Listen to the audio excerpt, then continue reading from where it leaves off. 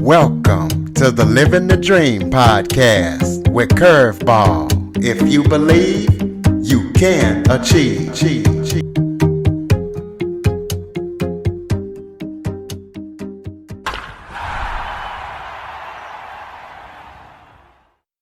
Welcome to the Living the Dream with Curveball podcast, a show where I interview guests that teach, motivate, and inspire. Today, I am joined by someone with an extensive bio. Her name is Jennifer Manichurian. She is an author. She is a divorce mediator, a family therapist, an on and off Broadway producer, and screenwriter. She's done a lot of stuff, and we're going to be talking about her story in her book, Alphabet. So, Jennifer, thank you so much for joining me today. Thank you for the introduction, Curtis. I just have to modify it slightly. At the moment, I'm my divorce mediation and family therapy was many years ago.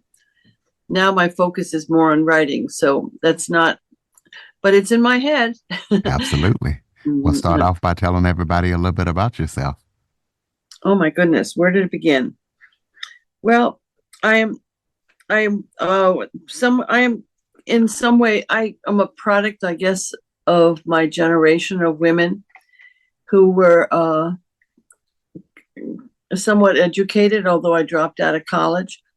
But then at a time when women really, their expectation was never to have roles outside the home unless they had to. Very few people I knew were career oriented when I was young. I can't think of anybody. And then the women's movement came along. At the time that happened, I was around in my late 20s. I had 4 children at the time. And it kind of made me want to add to not take away anything from my life. I wanted to be the best wife and mother I could be, but I also wanted to have some kind of a role outside my family where I could be challenged and do something that was interesting to me. And so it's been a long time, and I've had a number of careers. I've been fortunate to be able to make the changes at a time when I felt like it was, for whatever reason, I was ready to move on to something different. You know, I think of life as having chapters, and I've had many chapters in my life, each one quite different, each one great, each one with different challenges, different needs, a lot of it depending upon the ages of my children and the needs of my family. So here I am in the latter, I don't know what period of my life. I don't know how much sand is left in that little glass above the little egg thing where the timer is. But I'm really at this moment into writing. I've written a novel. This year I produced a film. I co-produced. I mean, nothing I do is by myself. I produced a film that I also co-wrote. That's going to be heading into the festival circuit last year, and it's been an amazing ride. I don't know if that gives you the story. I have 5 children. I have 15 grandchildren. A couple of them married. A lot of them with partners at the time. I don't know where that'll wind up. So I have a very, very rich family life, and I have had a lot of different interesting careers that have each been satisfying in its own way and with challenges in its own way. Well, tell us about your time as a screen producer, and producing on Broadway, and tell us about that film that you just co-produced.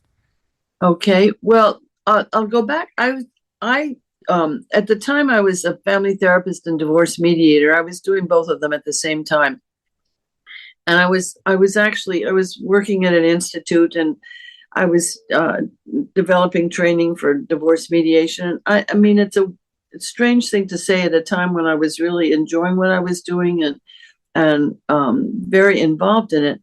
But at that time, my youngest child had, my kids have a 14-year age range. So I've, been through a long period of child raising. And between my 4th and my 5th child was 7 years. And so all the kids were out of the home, but the youngest. And she had decided and we had decided she was going to go to a school in New York City, which meant we would get an apartment in the city. And at the same time, I had an opportunity to get involved in theater producing. And it was like, I don't know, it was like kind of a fantasy of mine, I guess, all my life to do something that I thought would be, I don't know, the entertainment business for whatever reasons I'd always been drawn to it. So I made a decision to just kind of jump right in. And I got involved in theater producing. And I mean, I'm still, I don't know if I'm not doing anything right now, although I'm still a producer on Stomp, which is not playing in New York right now, but it's playing across the country, and it's been an amazing success, and it's a lot of fun if nobody's seen it. But I've spent many, many years in theater, and I've been basically in theater since then. But when COVID came along, the theater shut down. I mean, there was, as we know, we were all kind of locked up in our homes. And during that time is when I started, when I wrote this novel. The novel wouldn't have been written without COVID, because I got to close my office in the city, and I was no longer commuting. So I had extra time every day, and I just committed myself to writing this. As far as the screenwriting is involved, while I was theater producing, a lot of it, theater producing, I don't know for any of your audience who may be theater goers, in New York and on Broadway, when I first began, there were not a lot of people who would be above the title theater producers. It was just a much smaller group. But particularly after 9/11, when people no longer, it put the theater into crisis as well as the world. But people would no longer book like a year in advance, like I'm going to come to New York and see Phantom of the Opera or something. It's just there was so much uncertainty that it really impacted the theater financially, and that people didn't buy ahead of time. And therefore, it was much harder to know how a show was going to do. And I'm not saying this well at all, I apologize, but the point is that you needed more and more people to produce a show in order and just to finance a show, because the theater became so uncertain. And as more and more people got involved, it became less and less kind of fun. There were too many people. I mean, there could be 30 people around the table at an advertising meeting. And my creative needs were kind of shouting, there's more I want to be doing. So I started moonlighting, writing and stuff. And I wrote a film with my son in the 90s. It's called Family Blues. It's on Amazon Prime Video. And that was quite an experience. It was like a trial by fire. We learned a lot. And it was an amazing experience. But, you have to have, when you want to write something, you have to have this inspiration. There has to be something you really want to write and commit yourself to doing, and to be doing well. And it can be just, you can have this idea. A lot of people have an idea. Oh, I have a movie in me. And it can be a one-liner, which sounds wonderful. But then when you sit down and you have to write the whole thing and have to have the whole plot arc and all the character arcs, it's not quite so easy. In fact, it's hard. It's work. And but I kept at it, and I kept writing. And there was a book I had optioned. There was a couple of books over the years while I was still producing theater more actively that I had optioned to write a screenplay for. One of them was done not long after John and I did the movie, and it was a book, and it had a war theme, and I really worked hard on that, and I think I had a really good script. But unfortunately, when I tried to get this movie made, and it came very close to getting made, I think we were in the midst of the Iraq War, and it was almost impossible to finance a movie with a war theme. People just didn't want to see it at that time. And and the option had expired, so I just had to walk away from that. But I figured it was I figured that was like my college training in film writing. I learned a lot doing it. And then I optioned another book around 2014, I believe, called Closed Doors. And that was, I started writing the screenplay for it. The story took place in Scotland, in a small island. And I felt that there was no reason why this particular story, it had to take place in a very small community where everybody knows each other and where the community is, like the factory shut down and stuff. But there's plenty of places in the United States where that's the same story. So I kind of migrated the story to America, and I wrote many, many drafts. And finally, when I felt it was ready, and I had a producer working with me who helped me push this along and also gave me notes on my screenplays, we got a wonderful director. And that's the film we made in Minnesota this year, in a little community called Ely. I don't know if you've ever been to Minnesota. It's a beautiful state.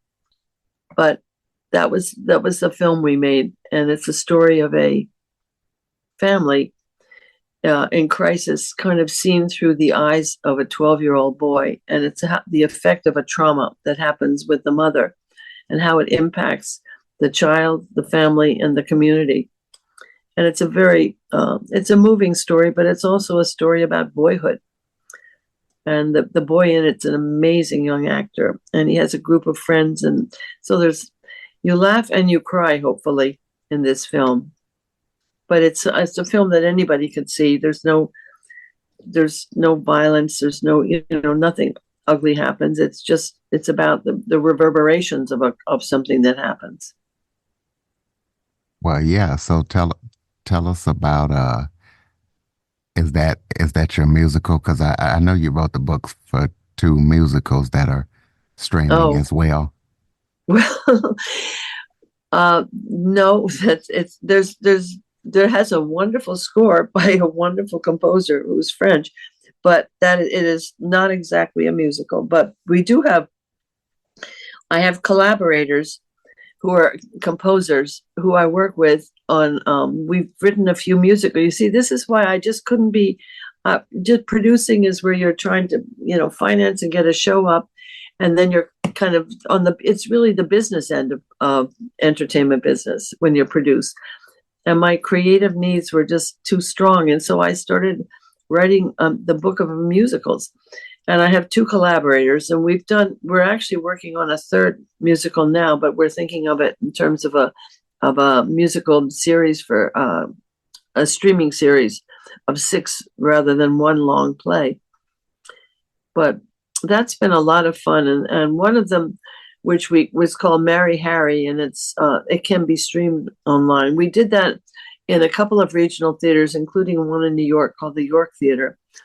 And it was, we made a decision afterwards to see if we could make a hybrid film version of it, where it could still be, you could still see the bones of it as a theater piece, but it wasn't opened up as fully as a film might be, but it told the story in kind of a unique way, where you actually you see the cameras and stuff. There's part of it where you actually see how we're making it.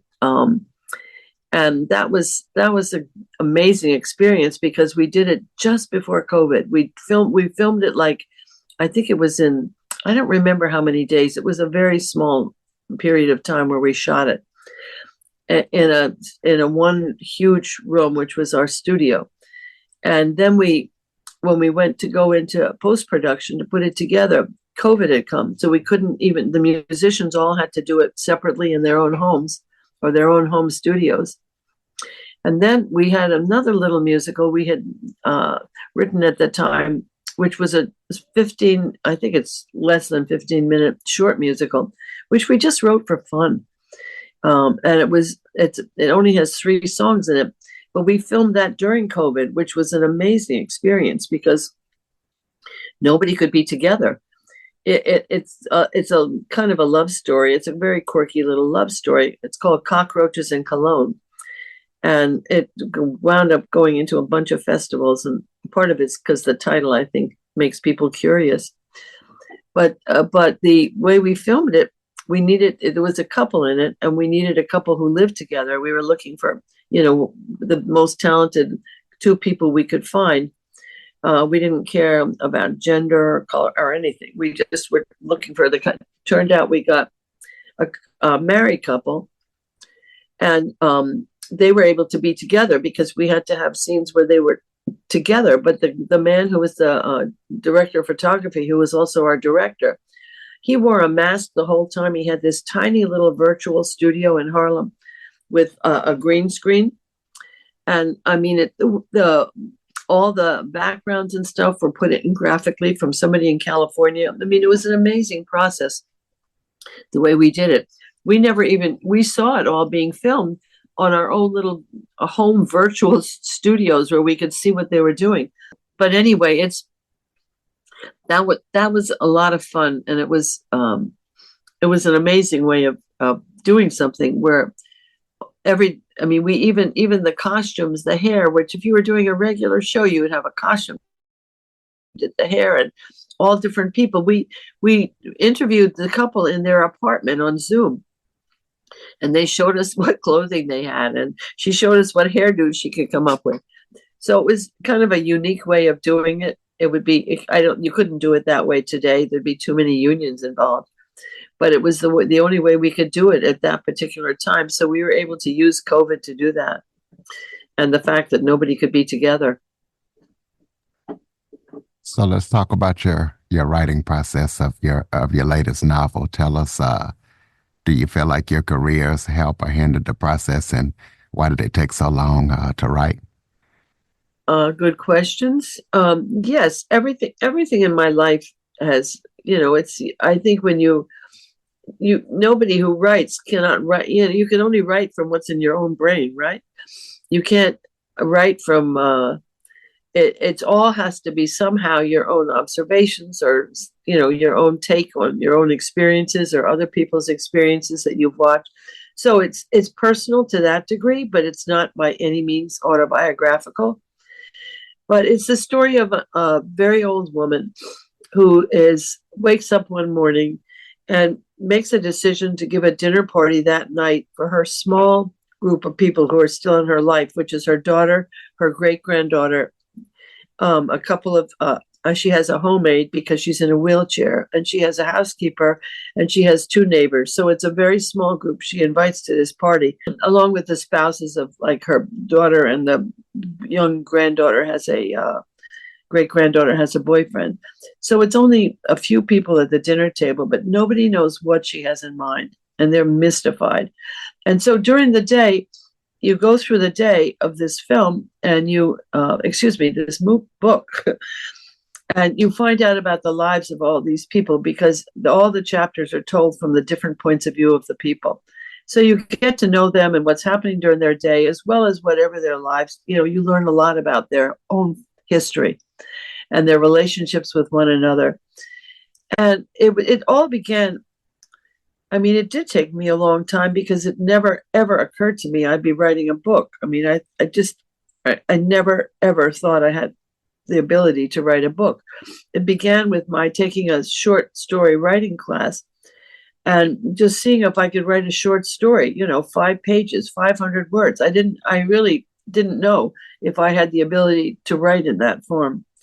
And I really got into it, and I'm still in the same group. It's been wonderful. But out of it, I started developing characters. And more than in that group, a bunch of my writer friends and I, every summer, we have a writing retreat together where we do nothing but write for about a week and talk about writing and do writing prompts. And it's amazing.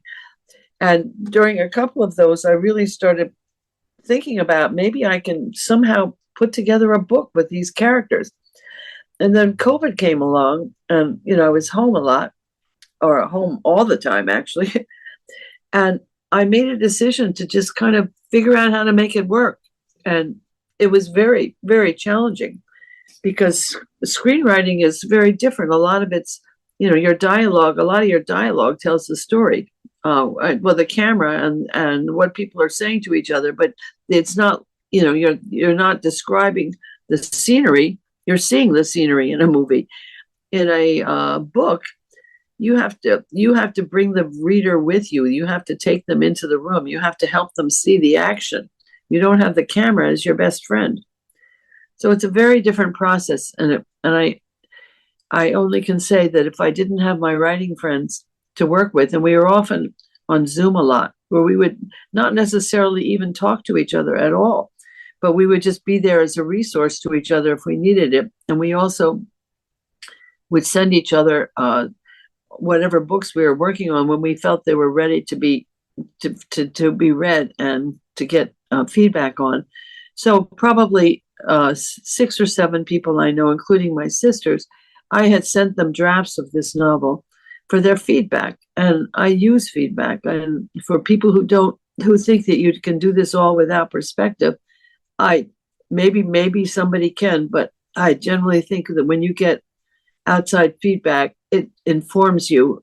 If you can be open to it and not kind of wedded to your words and put your ego aside, there's a lot of ways it can be useful to you to make what you're doing better. There's a lot of, I mean, somebody will give me notes and I'll say, well, how did I miss that? Why didn't I see that? Well, you just don't see it all. So it's like a process. It takes time to before you can really see all the things that might be within that story that you may not have found at that time. So I worked closely with people and I got feedback, and I went and did many drafts before I felt it was ready. And then when I thought it was gone as far as I could go, and that was maybe a couple of years, I hired a developmental editor who went through it and gave me copious notes, and but was extremely helpful to me in terms of finding ways to really make it whatever it is today. I'm not saying it's a grand opus, but it was certainly informed by all the people who helped me to get it to that shape. And so I'm one of these people who believes in collaboration. And I couldn't have, I'm sorry, go ahead. You also collaborated with a hybrid publisher. So once you finish your thought, tell us why you decided to do that. Well, all I was going to say is I'm used to collaborating. I mean, when I wrote my musical with my collaborators, there were 2 of them, and we also work with our director too. So there's 3 of us, and 4 of us in the room, and you have to collaborate because you don't always agree, but you listen to what everybody says, and then you come up with whatever. If I were working with anybody who really didn't, insisted upon always being right, then it would be impossible. But I love to collaborate. It's much more fun to work that way than to just work alone, as far as I'm concerned.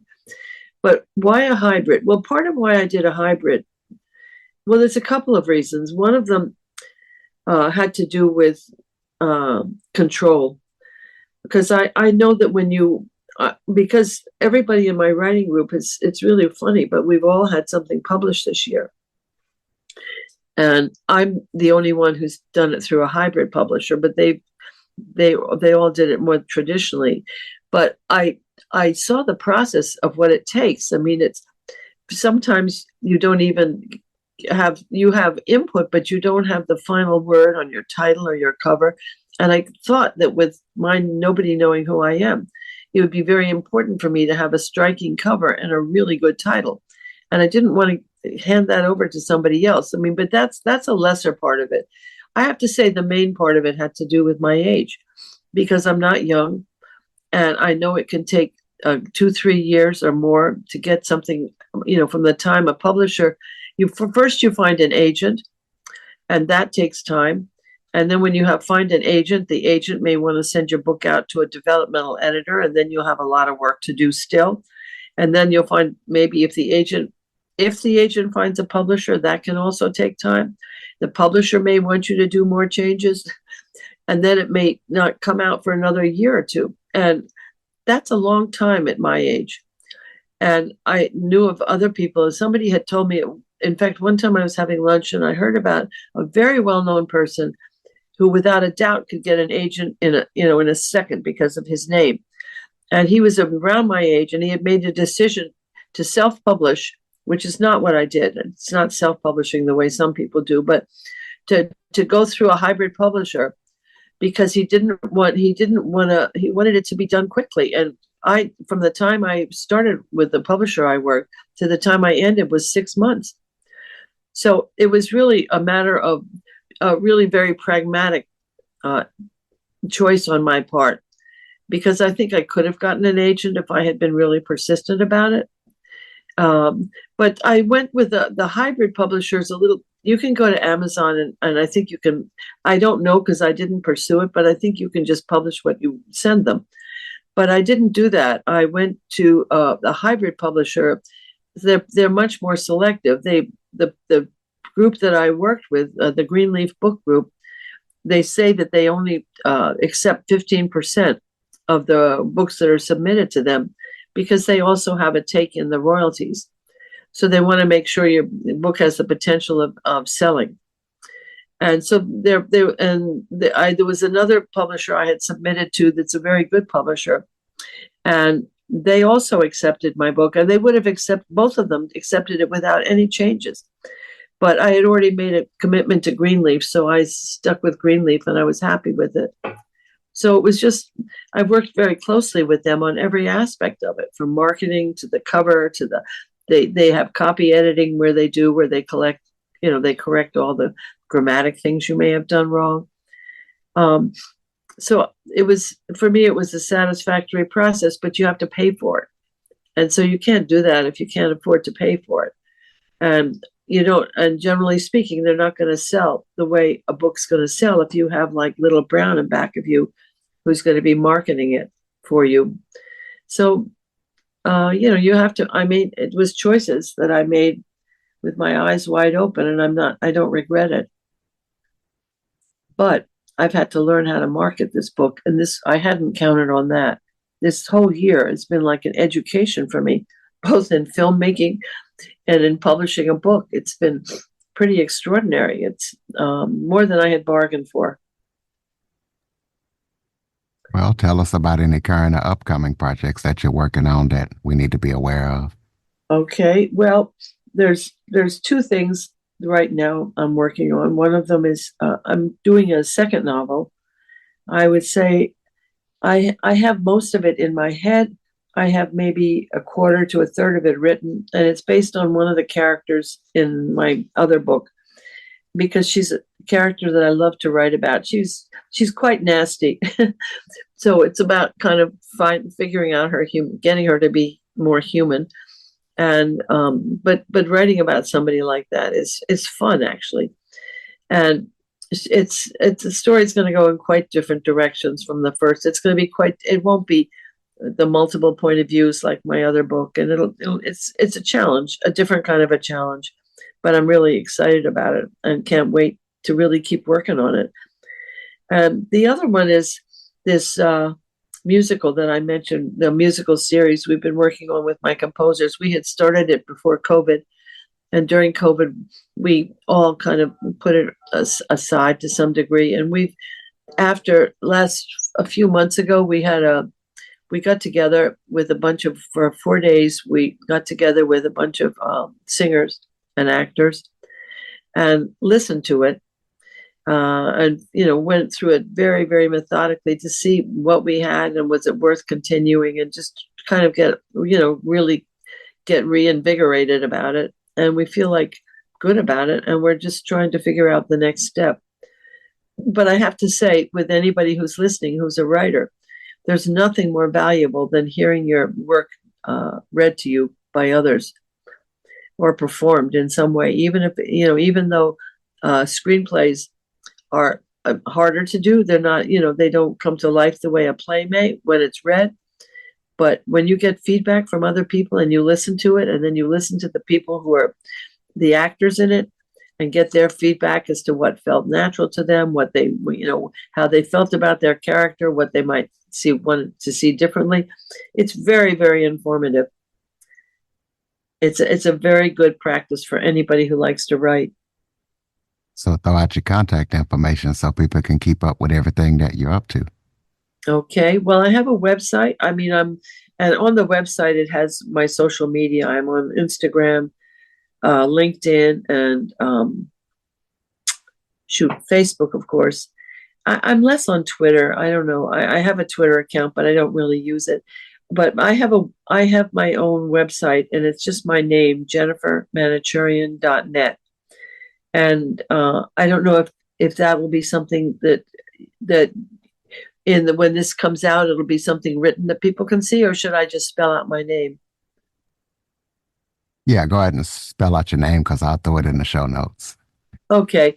JENNIFERMANOCHERIAN.net. There's no dot between first and last name for me. And it's not www, but it's the https:// and then my name.net. And so everything I have is on that. The different projects I have is on it, but mainly my book. And the book has it has an Audible version, not a hardback, a paperback, and a e-version. And I hope maybe people will be curious and want to read it. Absolutely. Close us out with some final thoughts. Maybe if that was something I forgot to touch on that you would like to talk about, it, just any final thoughts you have for the listeners. Well, I wish everybody a happy new year and a peaceful world ahead of us as we go into this kind of interesting, challenging year of 2024. It's really I have many grandchildren, and my wish for them I grew up in a very different time, a safer time, a calmer time. I mean, listen, I was a very young child during World War II, but it wasn't on our land, so to speak, and I didn't feel it. I just grew up safe and happy, and I just wish for a better future for everybody in our country, our divided country. That's that's really something that's very, very important to me and big on my mind. And I also am putting time and money into that. Absolutely. Ladies and gentlemen, JenniferManichurian.net. Please be sure to keep up with everything that she's up to. Check out her films, get the books, follow, rate, review, share this episode to as many people as possible.